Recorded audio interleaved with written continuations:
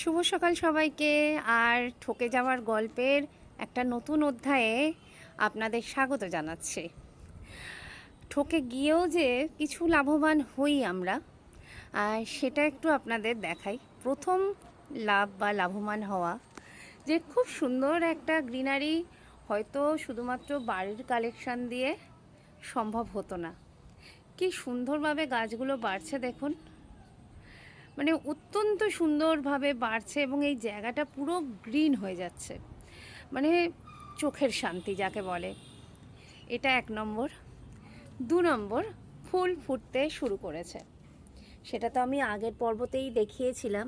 এই দেখুন, এটা হচ্ছে সিঙ্গেল পাপড়ির যে অপরাজিতা হয় সেটাই। ফুল কিন্তু ফুটছে, আজকে তো বেশ কয়েকটা ফুটেছে, এখানেও ফুটেছে। আর তৃতীয় লাভবান হওয়ার কারণ,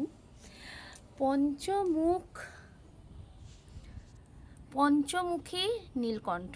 আমি শুনেছিলাম এতদিন যে নীলকণ্ঠের 5টা মুখ হয়, কিন্তু কখনো দেখিনি, এই প্রথম দেখলাম।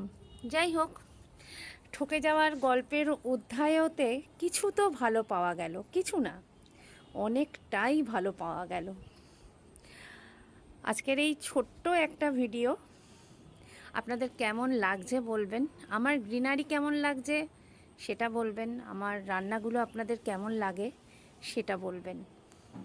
আপনারা ভালো থাকবেন, আর এই ছোট ছোট গল্পগুলো আপনাদের সাথে হতেই থাকবে।